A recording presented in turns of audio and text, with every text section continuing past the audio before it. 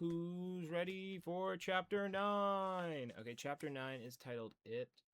Oh, sorry, I didn't say the thing. Another day, another chapter. Anyway, Meg rushed at the man imprisoned in the column, but as she reached what seemed to be an open door, she was hurled back as though she had crashed into a brick wall. Calvin caught her. It's just transparent like glass this time, he told her. We can't go through it. Meg was so sick and dizzying from the impact that she could not answer. For a moment she was afraid that she would throw up or faint. Charles Wallace laughed again. The laugh was not his own, and it was this that saved her. For once more anger overcame her pain and fear. Charles Wallace, her own real dear Charles Wallace, never laughed at her when she hurt herself.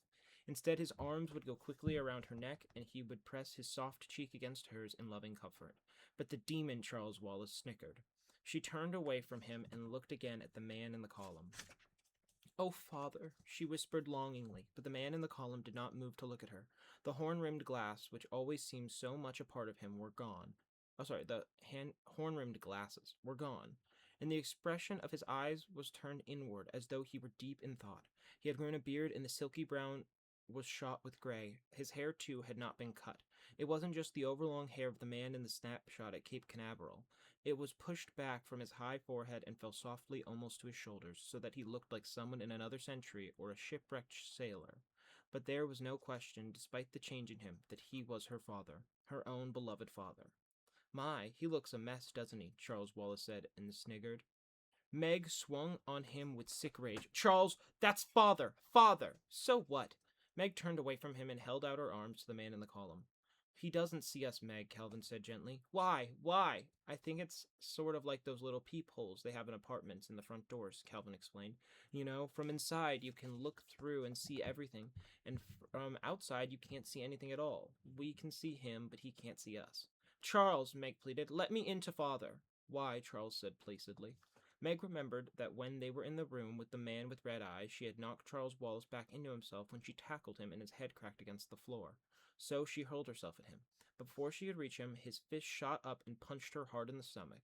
She gasped for breath. Sickly, she turned away from her brother. Back to the transparent wall, there was the cell, there was the column with her father inside. Although she could see him, although she was almost close enough to touch him, he seemed farther away than he had ever been when she had pointed him out to Calvin in the picture on the piano. She stood there quietly as though frozen in a column of ice, an expression of suffering and endurance on her face that pierced into her heart like an arrow. "You say you want to help father," Charles Wallace's voice came from behind her with no emotion whatsoever. "Yes, don't you?" Meg demanded, swinging around and glaring at him. "But of course! That is why we are here." "Then what do we do?" Meg tried to keep the frantic out of her voice, trying to sound as drained of feeling as Charles, but nevertheless ending on a squeak. "You must do as I have done and go into it," Charles said. "No. I can see you don't really want to save father. How will my being a zombie save father?" "You will just have to take my word for it, Margaret," came the cold, flat voice from Charles Wallace. "It wants you, and it will get you. Don't forget that I, too, am part of it now. You know I wouldn't have done it if it weren't the right thing to do." "Calvin," Meg asked in agony, "will it really save father?" But Calvin was paying no attention to her. He seemed to be concerning with all his power on Charles Wallace. He stared into the pale blue eyes. That was all that was left of Charles Wallace's eyes. "And for thou wast a spirit too delicate, to act her earthy and abhorred commands. She did confine thee into a cloven pine," he whispered, and Meg recognized Mrs. Hugh's words to him. For a moment Charles Wallace seemed to listen, then he shrugged and turned away. Calvin followed him, trying to keep his eyes focused on Charles's.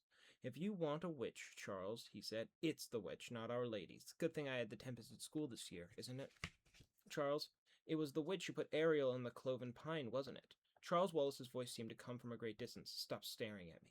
Breathing quickly with excitement, Calvin continued to pin Charles Wallace with his stares. "You're like Ariel in the cloven pine, Charles, and I can let you out. Look at me, Charles. Come back to us." Again the shudder went through Charles Wallace. Calvin's voice hit at him. "Come back, Charles. Come back to us." Again Charles shuddered, and then it was as though an invisible hand had smacked against his chest and knocked him to the ground, and the stare with which Calvin had held him was broken. Charles was there on the floor of the corridor, whimpering, not a small boy's sound, but a fearful, animal noise. "Calvin," Meg turned on him, clasping her hands intensely. "Try to get to father." Calvin shook his head. Charles almost came out. I almost did it. He almost came back to us. Try father, Meg said again. How? Your cloven pine thing. Isn't father imprisoned in a cloven pine even more than Charles? Look at him. In that column there. Go get him out, Calvin. Calvin spoke in an exhausted way. Meg, I don't know what to do. I don't know how to get in, Meg. They're asking too much of us. Mrs. Hu's spectacles, Meg had said suddenly. Mrs. Hu had told her to use them only as a last resort, and surely that was now. She reached into her pocket, and the spectacles were there, cool and light and comforting. With trembling fingers, she pulled them out.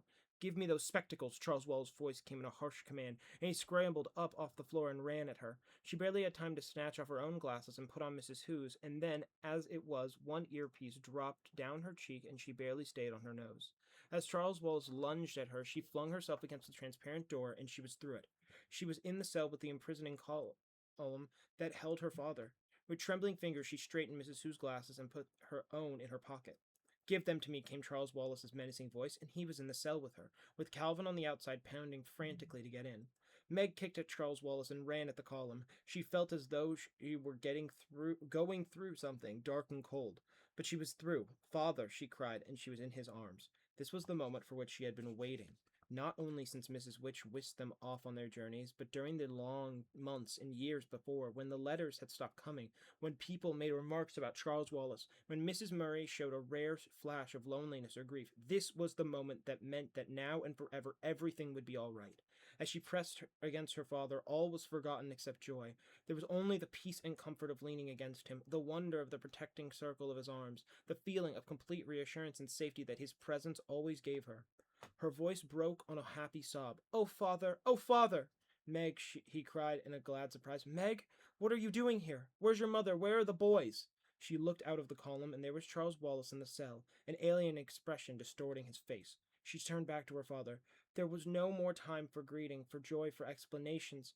We have to go to Charles Wallace, she said, her words tense. Quickly. Her father's hands were moving gropingly over her face, and as she felt the touch of his strong, gentle fingers, she realized with a flooding of horror that she could see him, that she could see Charles in the cell and Calvin in the corridor, but their father could not see them, could not see her. She looked at him in panic, but his eyes were the same steady blue that she remembered.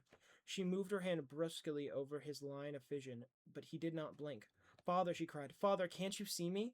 His arms went around her again in a comforting, reassuring gesture. No, Meg. But father, I can see you. Her voice trailed off suddenly. She shoved Mrs. Hu's glasses down her nose and peered over them, and immediately she was in complete and utter darkness. She snatched them off her face and thrust them on her father. Here.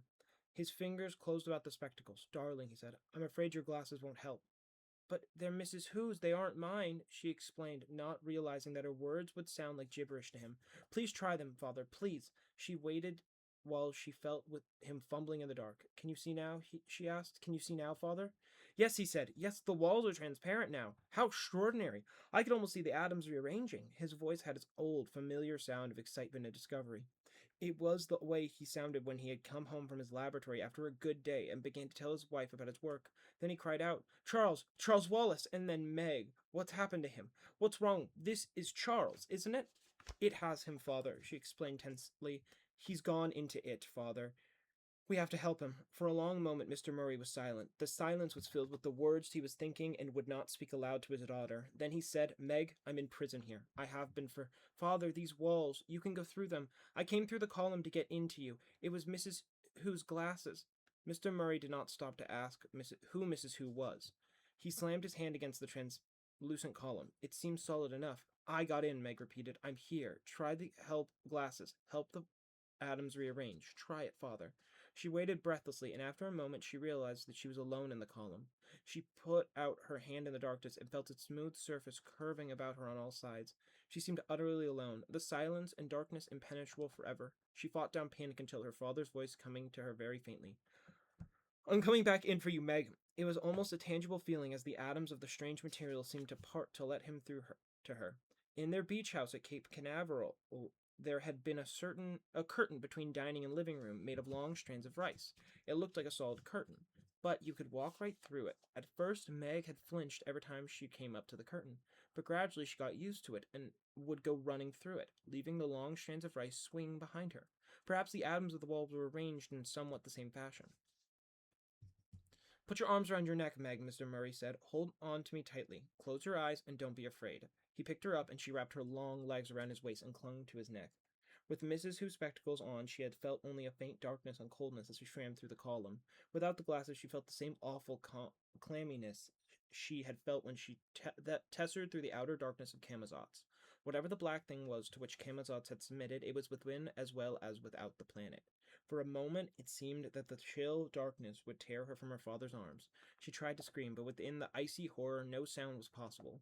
Her father's arms tightened about her, and she clung to his neck in a strange hold, but she was no longer lost in panic. She knew that if her father could not get her into the walls, he would stay with her rather than leave her. She knew that she was safe so long as she was in his arms, but they were outside. The column rose up in the middle of the room, crystal clear and empty. Meg blinked at the blurred figures of Charles and her father and wondered why did they not clear. Then she grabbed her own glasses out of her pocket and put them on, and her myopic eyes were able to focus. Charles Wallace was tapping one foot impatiently against the floor. It is not pleased, he said. It is not pleased at all. Mr. Murray released Meg and knelt in front of the little boy. Charles, his voice was tender. Charles Wallace. What do you want? I'm your father, Charles. Look at me. The pale blue eyes seemed focused on Mr. Murray's face. Hi, Pop, came an insolent voice. That isn't Charles, Meg cried. Oh, Father, Charles isn't like that. It has him. Yes, Mr. Murray sounded tired. I see. He held his arms out. Charles, come here. Father will make it all right, Meg thought. Everything will be all right now. Charles did not move towards the outstretched arms. He stood a few feet away from his father, and he did not look at him. Look at me, Mr. Murray commanded. No. Mr. Murray's voice became harsh. When you speak to me, you will say no, Father, or no, sir. Come off it, Pop, came the cold voice from Charles Wallace. Charles Wallace, who outside Camazotz had been strange, had been different, but never rude. You're not the boss around here. Meg could see Calvin pounding again on the glass wall. Calvin, she called. He can't hear you, Charles said. He made a horrible face at Calvin, and then he thumbed his nose. Who's Calvin? Mr. Murray asked. He's... Meg started, but Charles Wallace cut her off. You'll have to defer your explanation. Let's go. Go where? To it.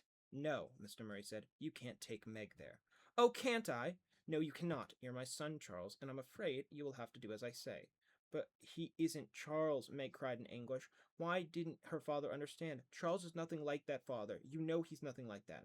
He was only a baby when I left, Mr. Murray said heavily. Father, it's it talking through Charles. It isn't Charles. He's bewitched. Fairy tales again, Charles said. You know it, Father, Meg asked. Yes. Have you seen it? Yes, Meg. Again, his voice sounded exhausted. Yes, I have. He turned to Charles. You know she wouldn't be able to hold out. Exactly, Charles said. Father, you can't talk to him as though he were Charles. Ask Calvin. Calvin will tell you. Come along, Charles Wallace said. We must go. He held up his hand carelessly and walked out of the cell, and there was nothing for Meg and Mr. Murray to do but follow. As they stepped into the corridor, Meg caught at her father's sleeve. Calvin, here's Father. Calvin turned anxiously toward them. His freckles and his hair stood up brilliantly against his white face.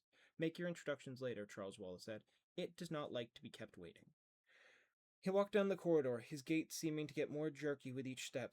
The others followed, walking rapidly to keep up. Does your father know about the Mrs. W's? Calvin asked Meg. There hasn't been time for anything. Everything's awful. Despair settled like a stone in the pit of Meg's stomach. She had been so certain that the moment she found her father, everything would be all right. Everything would be settled. All the problems would be taken out of her hands. She'd no longer be responsible for anything. This is just, like, really, like, brutal. Genuinely. That, like, I know that the it thing, it's kind of reminding me of It the Clown whenever they say it, because it's all in all caps, but still, like, it's like, this creature is, like, freaky, man. Anyway. Out of her hand, she would no longer be responsible for anything, and instead of this happy and expected outcome, they seemed to be encountering all kinds of new troubles. He doesn't understand about Charles, she whispered to Calvin, looking unhappily at her father's back as he walked behind the little boy. Where are we going? Calvin asked. To it, Calvin. I don't want to go. I can't. She stopped, but Charles continued his jerky pace. We can't leave Charles, Calvin said. They wouldn't like it. Who wouldn't? Mrs. Whatsit and Co. But they've betrayed us. They brought us here to this terrible place and abandoned us. Calvin looked at her in surprise. You sit down and give up if you like, he said. I'm sticking with Charles. He ran to keep up with Charles Wallace and Mr. Murray. I didn't mean, Meg started and pounded after them. Just as she caught up with them, Charles Wallace stopped and raised his hand, and there was the elevator again. Its yellow light sinister. Meg felt her stomach jerk as the swift descent began. They were silent until the motion stopped, silent as they followed Charles Wallace through the long corridors and out into the street. The Central Intelligence building loomed up, stark and angular behind them. Do something, Meg implored her father silently. Do something. Help us. Save us. They turned a corner, and at the end of the street was a strange, dome-like building. Its walls glowed with a flicker of violet flame. Its silvery roof pulsed with ominous light. The light was neither warm nor cold, but it seemed to reach out and touch them. This, Meg was sure, must be where it was waiting for them.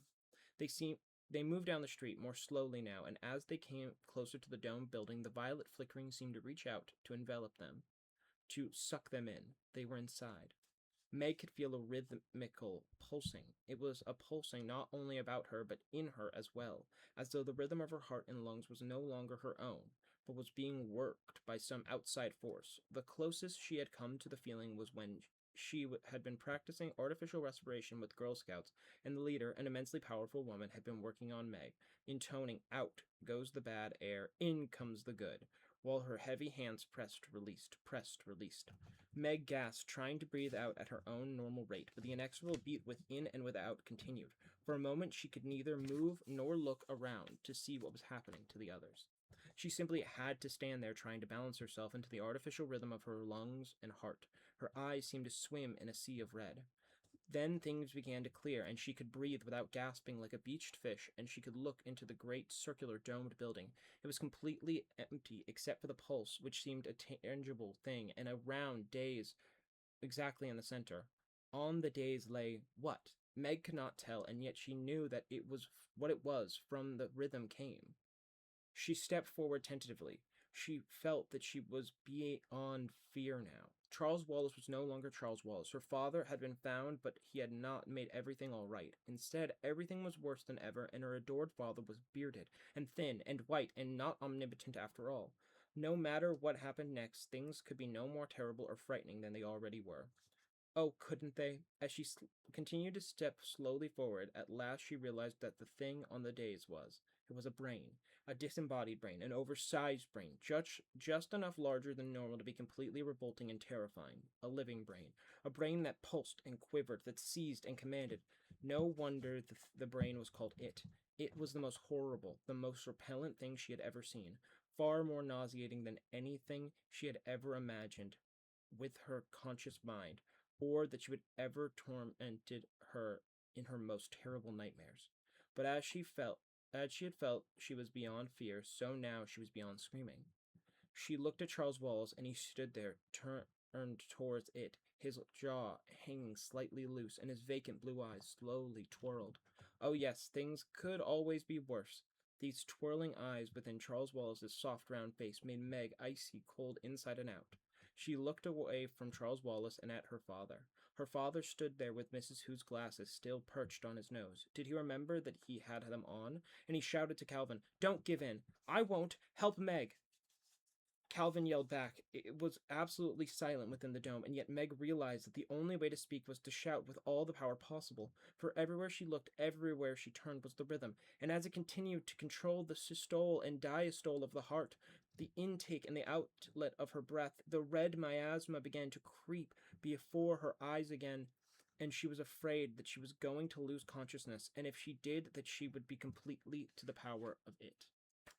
This is genuinely horror. This is like an existential threat that we're having like a bunch of children face. Like this feels like really fucked up. Of like, you know, I don't like these odds, guys. Mrs. Whatsit had said, "Meg, I give you your faults." What were her greatest faults? Anger, impatience, stubbornness. Yes, it was her fault that she turned to save herself now. But in immense effort, she tried to breathe against the rhythm of it. But its powers were too strong. Each time she managed to take a breath out of rhythm, an iron hand seemed to squeeze her heart and lungs. Then she remembered that when she had been standing before the man with red eyes, and the man with red eyes had been intoning the multiplication table at them, Charles Wallace had fought against his power by shouting out nursery rhymes and Calvin at the Gettysburg Address. "Georgie, Porgy, pudding and pie," she yelled, "kissed the girls and made them cry." That was no good. It was too easy for nursery rhymes to fall into the rhythm of it. She didn't know the Gettysburg Address. How did the Declaration of Independence begin? She had memorized it only that winter, not because she was required to at school, but simply because she liked it. We hold these truths to be self-evident, she shouted, that all men are created equal, that they are endowed by their Creator with certain unalienable rights, that among these are life, liberty, and the pursuit of happiness. As she cried out the words, she felt a mind moving in on her own, felt it seizing, squeezing her brain. Then she realized that Charles Wallace was speaking, or being spoken through by it. That's exactly what we have on Camazotz. Complete equality. Everyone exactly alike. For a moment her brain reeled with confusion, then came a moment of blazing truth. No, she cried triumphantly. Like and equal are not the same at all. Good girl, Meg, her father shouted at her, but Charles Wallace continued as though there had been no interruption. In Camazotz, all are equal. In Camazotz, everyone is the same as everybody else. But he gave her no argument, provided no answer, and she held on her moment of revelation. Like and equal are two entirely different things. For the moment she had escaped from the power of it. But how? She knew that her own puny little brain was no match for this great, bodiless, pulsing, writhing mass on the round dais. She shuddered as she looked at it. In the lab at school there was a human brain preserved in formaldehyde, and the seniors preparing for college, had to take it out and look at it and study it. Meg had felt that when that day came she would never be able to endure it, but now she thought that if only she had a dissecting knife, she would slash at it, cutting ruthlessly through the cerebellum. Words spoke within her directly this time, not Charles Wallace. Don't you realize that if you destroy me, you also destroy your little brother? If that great brain were crushed, would every mind under its control in Camazotz die too? Charles Wallace and the man with red eyes, and the man who ran the #1 spelling machine on the second grade level, and all the children playing ball and skipping rope, and the mothers, and all the men and women going in and out of the buildings. Was their life completely dependent on it? Were they beyond all possibility of salvation? She felt the brain reaching at her again as she let her stubborn control slip. Red fog glazed her eyes. Faintly she heard her father's voice through the though she knew she was shouting at the top of his lungs. The periodic table of elements, Meg, say it. A picture flashed into her minds of winter evenings spent sitting before the open fire and studying with her father. Hydrogen, helium, she started obediently. Keep them in the proper atomic order. What's next? She knew it. Yes, lithium, beryllium, boron, carbon, nitrogen, oxygen, fluorine. She shouted the words at her father's, turned away from it. Neon, sodium, magnesium, aluminum, silicon, phosphorus. Too rhythmical, her father shouted. What's the square root of 5? For a moment she was able to concentrate. Rack your brain yourself, Meg. Don't let it rack them. The square root of 5 is 2.236, she cried triumphantly, because 2.236 sometimes 2.236 equals 5. What's the square root of 7? The square root of 7 is, she broke off. She wasn't holding out. It was getting at her, and she couldn't concentrate, not even on math, and soon she too would be absorbed into it. She would be an it. Tesser, sir, she heard Calvin's voice through the red darkness. Tesser! She felt her father grab her by the wrist. There was a terrible jerk that seemed to break every bone in her body, then the dark nothingness of Tesser. If tessering with Mrs. Whatsit, Mrs. Who, and Mrs. Witch had been a strange and fearful experience, it was nothing like tessering with her father. After all, Mrs. Witch was experienced with it. And Mr. Murray, how did he know anything about it at all? Meg felt that she was being torn apart by a whirlwind. She was lost in an agony of pain that finally dissolved into the darkness of complete unconsciousness. End of chapter 9. That's like really scary, actually. Like they're kind of up against like these are not odds that I would like favor the children. I'm not gonna lie. I think they're kind of cooked, but maybe they'll win. I have hope for them a little bit.